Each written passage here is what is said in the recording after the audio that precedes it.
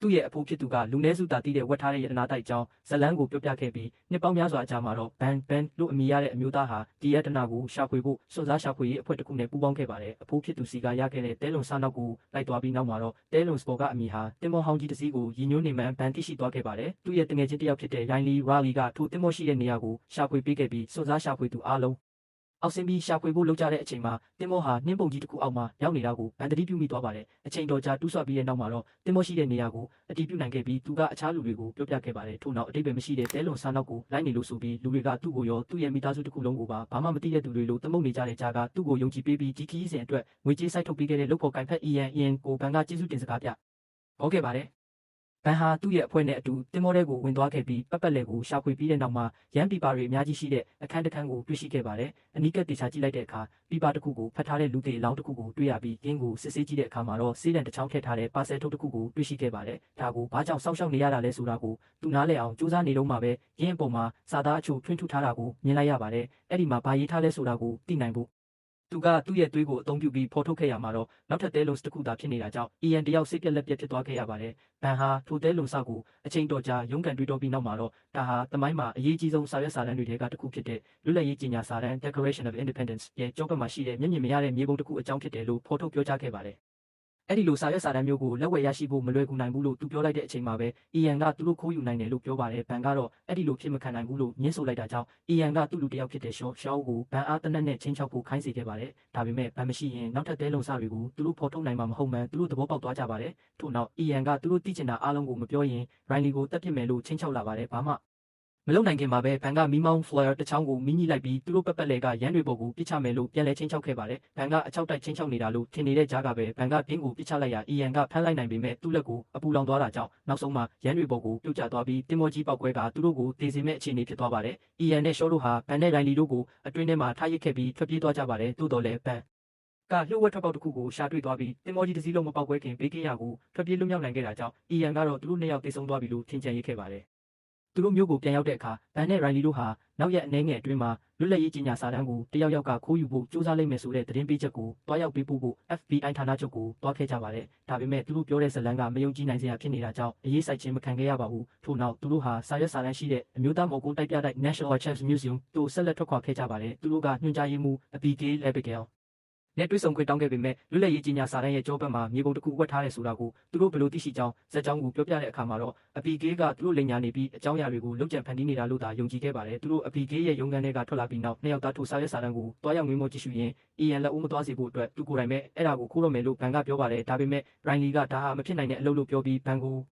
ိုစာကြီးတိုက်တစ်ခုစီခေါ်သွားကထိုစာရွက်စာတမ်းဟာဘလောက်တောင်လုံခြုံရေးတင်းကျပ်ကြောင်းအသေးစိတ်အချက်လက်တွေကိုပြသခဲ့ပါတယ်။သို့တော်လည်းဘန်ကသူတို့လုပ်ရမှာကစာရွက်စာတမ်းကိုလုံခြုံရေးသိမရှိတဲ့ထိန်းသိမ်းဆောင်ရှောက်ရေးခန်း preservation room ထဲရွှေ့ဆိုင်းသွားအောင်လုပ်ဖို့ပဲလို့ပြောပါတယ်။အစီဘန်ကအပီကေးစီကိုဓာတုပစ္စည်းတစ်မျိုးတုပ်လိမ်းထားတဲ့လက်ဆောင်တစ်ခုပေးပို့ခဲ့ပြီးရင်းပစ္စည်းဟာအပီကေးလှုပ်ဝက်ကုတ်တွေကိုရိုက်နှိပ်ပြီးတဲ့အခါကီးပုတ်ပေါ်မှာသူမရဲ့လက်ပွေရာတွေကိုကြံရစ်စေမှာဖြစ်ပါတယ်။ပြင်ဆင်မှုအပိုင်းမှာဘန်အတွက်အားလုံးအဆင်ပြေချုံးငွေနေပုံရပေမဲ့အီယန်ကလည်းလာမဲ့ကာလာပွဲကောင်းလာအတော်အတွင်းပြတိုက်ကိုတိုက်ခိုက်ဖို့သူ့ရဲ့လူတွေကိုပြင်ဆင်နေခဲ့ပါတယ်။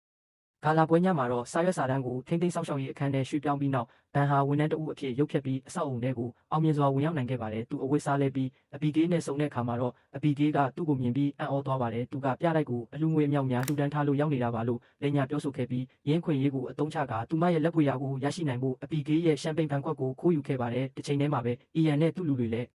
းပြလိုက်ကိုရောက်ရှိလာပြီးအဆောက်အုံထဲကိုဥတီနေတဲ့မြေအောက်လိုင်ကောင်းကနေတဆင့်ဖောက်ထွင်းဝင်ရောက်ခဲ့ကြပါတယ်။အချိန်နှင်းငယ်ကြာမှာဘန်ဟာထိန်းသိမ်းဆောက်ရှောက်ရေးအခန်းထဲကိုအောင်မြင်စွာရောက်ရှိသွားခဲ့ပြီးစာရွက်စာတမ်းကိုခိုးယူဖို့စူးစမ်းနေတော့မှပဲရိုင်းလီရယူထားတဲ့ကင်မရာလိုင်းတွေဟာအီယန်ရဲ့လူတွေကြောင့်ပျက်စီးသွားခဲ့ပါတယ်။ဒါကြောင့်ဘန်ကပေါက်တစ်ခုလုံးကိုလက်လီကားကနေတဆင့်အပြင်ကိုတည်ထုတ်ဖို့ဆုံးဖြတ်လိုက်ပါတယ်။သူ့အထွက်မှာအီယန်နဲ့သူ့လူတွေကသူ့ကိုမြင်သွားကြပြီးသူတေးပြီလို့ထင်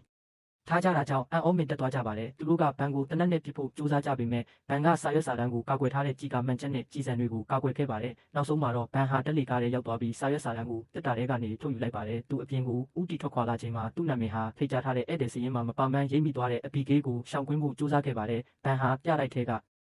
အယောင်ဆိုင်တစ်ခုထဲမှာပုံကွယ်နေခဲ့ပေမဲ့သူစာရွက်စာတမ်းနဲ့အတူထွက်ခွာခါနီးမှာပဲငွေကိုင်စာရေးမလေးကသူဟာဆိုင်မှာရောက်ချနေတဲ့လွတ်လပ်ရေးကြေညာစာတမ်းရဲ့မိတ္တူအတူတစ်ခုကိုခိုးယူဖို့စူးစမ်းနေတာလို့ထင်မှတ်သွားပါတယ်။သူမကသူ့ကိုပတ်စံရှင်းဖို့ပြောတာကြောင့်သူဟာတကယ့်စာရွက်စာတမ်းအစ်စ်ကိုကင်ထားရတော့လည်းပဲထွက်ခွာနိုင်ဖို့အတွက်သူ့ရဲ့ကတ်ကိုသုံးပြီးငွေချေခဲ့ရပါတယ်။ သူ့အထွက်မှာအပီကေးကသူ့ကိုမြင်ပြီးနောက်ကနေလိုက်လာခဲ့ရာဘန်ကစာရွက်စာတမ်းကိုရိုင်လီရဲ့ဘန်ကနောက်ဖုံးနဲ့ပစ်ထည့်လိုက်တဲ့အချိန်မှာမိသွားပါတယ်။သူမကဘာလုပ်နေတာလဲလို့မေးတဲ့အခါသူကစာရွက်စာတမ်းကိုထုတ်ပြလိုက်တာကြောင့်အပီကေးဟာသူဘာလုပ်ခဲ့တယ်လဲဆိုတာကိုသဘောပေါက်သွားပါတယ်။သူမကအော်ဟစ်ပြီးပက်ပက်လေကရဲရရှိတွေကိုလှမ်းခေါ်တဲ့အခါမှာတော့ဘန်ကစာရွက်စာတမ်းကိုသူမစီပြန်ပေးလိုက်ပါတယ်။အီယန်ကစာရွက်စာတမ်းနဲ့အတူအပီကေးကိုမြင်သွားပြီးသူ့လူတွေကိုသူမနောက်လိုက်ခိုင်းပါတယ်။ဘန်ကသူမကိုကာကွယ်ဖို့ကြကူစားခဲ့ပေမဲ့နောက်ဆုံးမှာတော့သူမဟာဖမ်းဆီးခေါ်ဆောင်ခြင်းခံလိုက်ရပါတယ်။တစ်ချိန်တည်းမှာပဲပြလိုက်လုံခြုံရေးတွေကစာရွက်စာတမ်းခိုးယူခံရမှန်းသိရှိသွားကြပြီးချက်ချင်းပဲနေရာကိုပိတ်ဆို့က FBI ကိုလာရောက်ဖို့ဖုန်းဆက်ခဲ့ကြပါတယ်။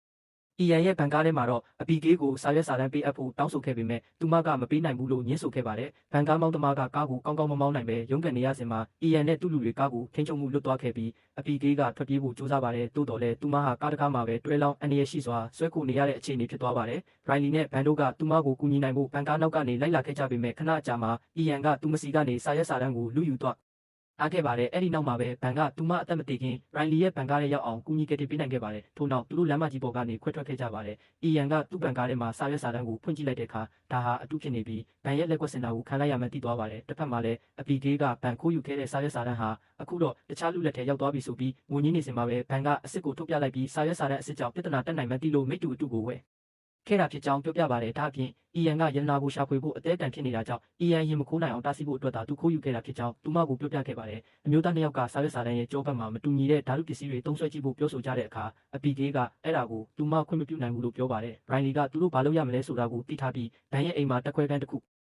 အစင်သစ်ပြင်ထားပြီးသားလို့ပြောပါတယ်တိုးတော်လဲဘန်ကသူပြလိုက်ရောင်းဆိုင်မှာကတ်ကိုတုံးခဲ့တာကြောင့် FBI ကသူ့ကိုခြေရာခံနေလောက်ပြီးဖြစ်လို့အိမ်ကိုတွားလို့မရဘူးလို့ဆိုပါတယ်သူတို့စဉ်းစားဖို့ဘန်ကားကိုရက်လိုက်တဲ့အချိန်မှာဘန်ကရတနာရှာဖွေဖို့တဲလွန်စားဖြစ်တဲ့ပစ္စည်းအချို့ဟာသူ့အိမ်မှာရှိနေတယ်လို့ပြောပါတယ်ရင်းတို့ထဲမှာသူရှာဖွေနေတဲ့ရတနာနဲ့ဆက်ဆက်နေတဲ့ Franklin ဆိုသူရေးသားခဲ့တဲ့ပေးစာတွေပါဝင်ပါတယ်ဘန်ကသူ့ဖေစီမှာအဲ့ဒီပေးစာတွေရဲ့မိတ္တူအချို့ရှိနေတာကိုသတိရသွားအားဒါကြောင့်အဖေဖြစ်သူစီတွားရောက်လက်ပတ်ဖို့ဆုံးဖြတ်လိုက်ပါတယ်။အပီကေးကလွတ်လပ်ရေးကြီးညာစာတမ်းနဲ့အတူထွက်ပြေးဖို့ကြိုးစားခဲ့ပေမဲ့ဘန်ကသူမကိုတားဆီးခဲ့ပါတယ်။ထို့နောက်သူမဟာဘန်ရှာဖွေနေတဲ့အရာကိုတိကျင်စိတ်ပြင်းပြလာတာကြောင့်သူနဲ့တူလိုက်ပါဖို့သဘောတူခဲ့ပါတယ်။တစ်ချိန်တည်းမှာပင် Agent Sidosky ဦးဆောင်သော FBI အဖွဲ့သည်ဘန်၏အိမ်ကိုစီးနင်းရှာဖွေခဲ့ပြီးသူပြောခဲ့သည့်ပေးစာများပါဝင်ကိုရေးချက်လက်အများပြားကိုတွေ့ရှိသွားသည့်ထို့နောက် FBI ကြီးကဲကဘန်၏အသက်ရှင်ကျန်ရစ်သေးသောမိသားစုဝင်များအကြောင်းစုံစမ်းရန်ညွှန်ကြားလိုက်သည်ထို့အတော်အတွင်းဘန်သည်အဖေဖြစ်သူ၏အိမ်သို့ရောက်ရှိလာသည်တားဖြစ်သူမှာရတနာကိစ္စနှင့်ရောက်လာခြင်းမဟုတ်ရန်မျှော်လင့်ကြောင်းပြောနေသည့်ကြားမှာဘန်က Franklin ၏ပေးစာများအကြောင်းမေးမြန်းလိုက်သောအခါဖခင်ဖြစ်သူ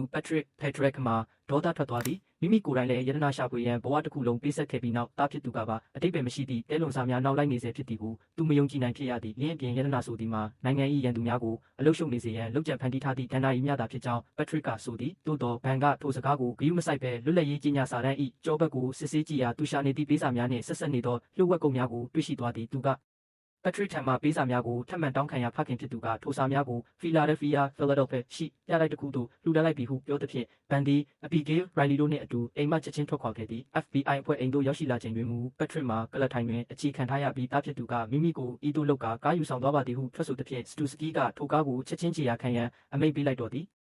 အခြားတစ်ဖက်တွင်လည်းအီယန်သည်တင်မောပေါ်မှရခဲ့သည့်စေးတံတဲလုံစမှပေးစာများနှင့်ဆက်ဆက်နေကြောင်းသိရှိသွားသည်ထိုပေးစာမိတ္တူများဖီလာဒဲဖီးယားတွင်ရှိမှန်းသည့်သဖြင့်သူသည်တဲလုံစကိုကိုယ်တိုင်ဖော်ထုတ်မနေတော့ဘဲထိုနေရာသို့တန်းစီဦးတည်သွားခဲ့သည်ရိုင်လီသည်လျှို့ဝှက်ကုတ်ဖော်ရန်ចောင်းသားလေးတဦးကိုအကူအညီတောင်းခဲ့ရာအီယန်နှင့်အချိန်ကိုက်ဆုံမိပြီးကလေးငယ်ကရိုင်လီနှင့်တွားတွေ့စဉ်အီယန်နှင့်တိုက်မိသွားသည့်နောက်ဆုံးစာလုံးကိုရယူရမည့်အချိန်တွင်အီယန်ကကလေးငယ်လျှို့ဝှက်ကုတ်ဖော်နေသည်ကိုမြင်ကာနောက်သို့လိုက်သွားတော့လဲရိုင်လီကမူနောက်ဆုံးစာလုံးကိုဖော်ထုတ်ပြီးနောက်ထိုနေရာမှထွက်ခွာသွားခဲ့ပြီဖြစ်သည်သူသည်ဘန်နှင့်အပီကေးတို့ထံတွားရောက်ကပေးစာများမှရရှိသည့်ကုတ်သတင်းစကားကိုပြောပြခဲ့သည်ရင်းသည် Independence ခန်းမှ Independence Hall အပြင်ဘက်ရှိနိုင်မှအချိန်နှင့်ဆက်ဆက်နေမှန်းသိရှိသွားကြသဖြင့်နောက်ထပ်တဲလုံစတစ်ခုအတွက်ထိုနေရာသို့ချက်ချင်းဦးတည်သွားကြသည်သို့သောအီယန်သည်လည်းចောင်းသားလေးထံမှအချက်လက်များရရှိထားပြီးဖြစ်သဖြင့်သူ့လူများနှင့်အတူထိုနေရာသို့ရောက်ရှိလာခဲ့သည်နာယီကညွှန်ပြသည့်နေရာကိုရှာဖွေပြီးနောက်ဘန်ဒီအုပ်နံရံတစ်ခုပေါ်တွင်အမတ်သားတစ်ခုကိုတွေ့ရှိခဲ့ပြီးလင်းကိုဖွင့်ကြည့်ရာရှေးဟောင်းမျက်မှန်တစ်စုံကိုရရှိခဲ့သည်သူသည်အပီကေးနှင့်ရိုင်လီတို့ထံပြန်လာပြီးနောက်ထိုမျက်မှန်ကိုအသုံးပြု၍လွတ်လပ်ရေးကြီးညာစာတမ်းကြောဘက်မှမြေပုံကိုကြည့်ရှုခဲ့ရာတင်ဂီတာတစ်ခုနှင့်စာလုံးအချို့ကိုမြင်တွေ့လိုက်ရသည်ထိုအချိန်တွင်အီယန်နှင့်သူ့လူများပတ်ပတ်လည်၌ရှာဖွေနေသည်ကိုမြင်သဖြင့်သူတို့လမ်းခွဲရန်ဆုံးဖြတ်ခဲ့ကြပြီးအပီကေးနှင့်ရိုင်လီကစာရွက်စာတမ်းကိုယူဆောင်သွားသည့်ဥထံမှစာရွက်စာတမ်းကိုလူယူသွားခဲ့သည်သူတို့ကဘန်ထန်ချက်ချင်းဖုံးဆက်အကြောင်းကြားသဖြင့်ဘန်ကကားရထားသည့်နေရာတွင်လာတွေ့ရန်ပြောတော့လဲ FBI ကကားကိုရှာတွေ့သွားသဖြင့်ဘန်ရောက်လာချိန်တွင်ဖမ်းဆီးခြင်းခံလိုက်ရသည်အပီကေးနှင့်ရိုင်လီတို့မှအချိန်ကပ်ရောက်လာတော့လဲမြေသူများမမြင်ခင်ထွက်ပြေးလွတ်မြောက်သွားကြသည် FBI ထိန်းသိမ်းရေးစခန်းတွင်ရှိနေစဉ်ဘန်ကစတူစကီအား EN ကလွတ်လပ်ရေးကြေညာစာတမ်းကိုခိုးယူသွားသည့်ကိစ္စအပါအဝင်ဖြစ်ပျက်ခဲ့သမျှအားလုံးကိုဖွင့်ပြောခဲ့သည့် FBI ကြီးအကဲကအုပ်နေရန်မှရခဲ့သည့်မျက်မှန်ကိုကြည့်ရှုနေစဉ်ဘန်ကပြင်းမျက်မှန်ကိုအသုံးပြုနိုင်မည့်နောက်ထပ်နည်းလမ်းတစ်ခုရှိသေးမှန်းသဘောပေါက်သွားသည်ရုတ်တရက် EN ထံမှဖုန်းဝင်လာသဖြင့်ဘန်ကိုဖုန်းလက်ခံစကားပြောခွင့်ပြုခဲ့သည် EN ကလူစီကားရနေရာတစ်ခုသို့မျက်မှန်ယူဆောင်လာပြီးတွေ့ဆုံရန်နှင့် FBI ကိုနောက်မှလိုက်မလာရန်ပြောခိုင်းသည်သို့သော FBI ကမူတရားခံကိုဖမ်းဆီးနိုင်မည့်အခွင့်အရေးကိုလက်မလွတ်ဘဲဘန်နှင့်တွေ့ဆုံမိနေရာသို့အေဂျင့်များလွှတ်ထားခဲ့သည်သို့သောဘင်းမှာထောင်ချောက်တစ်ခုဖြစ်ပြီး EN ၏လူများကဘန်ကိုကဲထုတ်သွားခဲ့သည်ဘန်ကို EN နှင့်တွေ့ဆုံရန်ခေါ်ဆောင်သွားစဉ်အပီကေးကဖုန်းဆက်ကဘန်လွတ်မြောက်ရန်အတွက်တငယ်ချင်းဟောင်းနှင့်သဘောတူညီချက်တစ်ခုပြုလုပ်ခဲ့ရကြောင်းယင်းအတွက်ဘန်အနေဖြင့် EN ကိုယတနာရှိသည့်နေရာသို့ခေါ်ဆောင်သွားရမည်ဖြစ်ကြောင်းပြောသည်သူငယ်ချင်းဟောင်းနှစ်ဦးတွေ့ဆုံကြသည့်အခါ EN ကလွတ်လပ်ရေးကြေညာစာတမ်းနှင့်စေးတံကိုပြန်ပေးပြီးဘန်ရှာတွေ့ထားသည့်နောက်ဆုံးတဲလုံစအူတောင်းဆိုသည်ဘန်ကမိမိတွင်ဘာမှမရှိပါဟုလိန်ညာတော်လဲ EN ကပက်ထရစ်ကိုပြန်ပေးဆွဲထားသည်ကိုပြသသဖြင့်ဘန်လဲမြေပုံပေါ်တွင်မြင်ခဲ့ရသည့်တင်ကေတာမှာဖះเจ้าတစ်ခုအတွက်ဖြစ်ကြောင်းဝန်ခံလိုက်ရသည်သူတို့အားလုံးထိုနေရာသို့ရောက်သောအခါဘန်ကမြေပုံကိုမျက်မှန်နှင့်ထပ်မံစစ်ဆေးပြီးယခုတစ်ချိန်တွင်ထူးဆန်းသော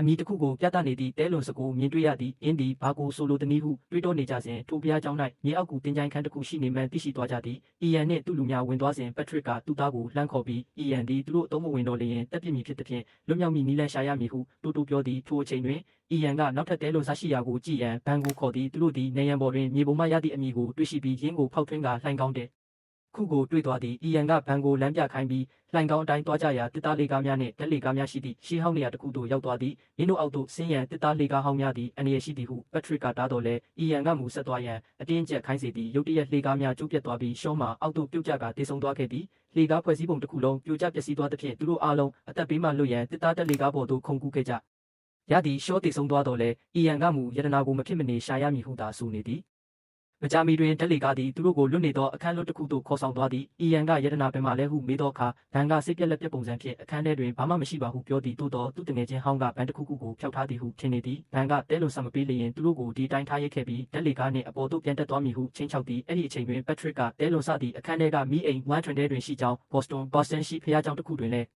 းအလားတူမီအိမ်မျိုးရှိပြီးယတနာအစစ်အမှန်မှာအဲ့ဒီမှာရှိခြင်းဖြစ်ကြောင်းလမ်းလွှဲပြောလိုက်သည့် EN ကသူတို့ကိုထားရစ်ခဲ့ပြီးယတနာရမှပြန်လာခဲ့မည်ဟုပြောကထွက်ခွာသွားသည်ရိုင်လီကသူတို့ဤနေရာတွင်တေးရတော့မည်ဟုညှိတွားနေစဉ်ဘန်နှင့်ပက်ထရစ်တို့ကသူတို့ EN ကိုလိန်ညာလိုက်ခြင်းဖြစ်ကြောင်းအပီကေးနှင့်ရိုင်လီတို့ကိုပြောပြသည်ထို့နောက်သူတို့သည်နောက်ထပ်အခန်းတစ်ခုသို့ဦးတည်နေသည့်တဲလွန်ဆောက်ကိုထပ်မံတွေ့ရှိပြီးရင်းခန်းမှာသူတို့မတိုင်ခင်တစုံတဦးရောက်ရှိဘူးကြောင်းပြသနေသည့်ဘန်ကစိတ်ပြတ်သွားအာဘီသူ့အဖေအမြဲတမ်းမှန်ခဲ့သည်ဟုဆိုတော်လဲပက်ထရစ်ကမိမိမမှန်ခဲ့ကြောင်းနှင့်ယတနာကိုအစောဆုံးရှာတွေ့သူကယူဆောင်သွားပုံရကြောင်းပြောသည်သူတို့ထွက်ခွာနိုင်မည့်တကားကိုရှာဖွေနေစဉ်ဘန်ကနေရန်ပေါ်ရှိသောခလောက်အချို့ကိုမြင်တွေ့ခဲ့သည်သူသည်တင်မောပေါ်တွင်မြင်ခဲ့ရသည့်စေးတံပုံစံရှိသောတောက်ပေါက်တစ်ခုကိုခွဲခြားသိမြင်သွားပြီးရင်းစေးတံကိုထုတ်၍ထည့်လိုက်ရာစိတ်ဝင်စားစရာကောင်းလောက်အောင်ပင်သူ့အဖေနှင့်အဖိုးဖြစ်သူတို့ရှာဖွေခဲ့ကြသည့်ယတနာများအပြည့်ရှိနေသောလှုပ်ဝက်ခန်းသို့ဦးတည်သွားခဲ့သည်သူတို့အားလုံးပျော်ရွှင်သွားကြပြီးခဏအကြာတွင်အပြင်ဘက်သို့ဦးတည်နေသည့်လှေကားတစ်ခုကိုတွေ့ရှိခဲ့ကြသည်ဘန်အပြင်သို့ရောက်သောအခါအမျိုးသားတဦးထံမှဖုန်းခဏငှား၍စတူစကီထံဖုန်းဆက်ခဲ့သဖြင့်စတူစကီလည်းအချိန်တိုအတွင်းရောက်ရှိလာသည်ဘန်ကယတနာအပြည့်ရှိသောအခန်းအကြောင်းပြောပြခဲ့တော်လဲမိမိအတွက်မူမိသည့်ယတနာများမလိုချင်ကြောင်းဆိုသည့်ယတနာများကို FBI ထံအနံပေးသည့်အတွက်အပြန်အလှန်အနေဖြင့်အပီကေးကိုမိသည့်ပြစ်ဒဏ်များမရင်ဆိုင်စေချင်ကြောင်းသူမိသားစုကိုယတနာရှာဖွေတွေ့ရှိသူများအဖြစ်အတိမတ်ပြုစေချင်ကြောင်းရိုင်လီကိုလည်းကူညီမှုအတွက်အတိမတ်ပြုမှုရစေချင်ပြီးမိမိကိုယ်တိုင်လည်းထောင်မကျချင်ကြောင်းတောင်းဆိုသည့်စတူစကီကသူ၏စီကံချက်များကိုသဘောတူခဲ့ပြီးနောက် EN တယောက်ဘော့စတွန်ရှိဖះကျောင်းသို့ဖောက်ထွင်းဝင်ရောက်နေစဉ်မှာပင် FBI အဖွဲ့က EN ကိုဖမ်းဆီးနိုင်ခဲ့သည်ရက်အနည်းငယ်ကြာတွင်ယတနာများကိုကမ္ဘာတဝန်းရှိပြလိုက်အတီးတီးတို့လူတန်းခဲ့ကြသည်သူတို့အတူရှိနေစဉ်ရိုင်လီကအစိုးရပေးသည့်ယတနာရခိုင်နှုန်းကိုဘန်ကအပြည့်အဝမယူခဲ့သည့်အတွက်ပြစ်တောက်ပြောနေသည်သူရရှိခဲ့သည့်ငွေကြေးအနည်းငယ်ဖြင့်ဝယ်ယူထားသောကားအသစ်ထဲသို့ဝင်လိုက်ရင်သူကဘန်နှင့်အပီကေးတို့ကိုနှုတ်ဆက်ကထွက်ခွာသွားသည်ရိုင်လီထွက်သွားပြီးနောက်တွင်မူဘန်နှင့်အပီကေးတို့သည်လက်ထပ်လိုက်ကြပြီးဖြစ်ကာသူတို့၏အိမ်အသစ်ထဲသို့အတူတူဝင်သွားကြပါတော့သည်ဒီလိုစိတ်ဝင်စားဖို့ကောင်းတဲ့ movie recap တွေကိုဆက်လက်ကြည့်ရှုရအောင်အကောက်လေးကို follow လုပ်သွားဖို့မမေ့ခဲ့နဲ့နော်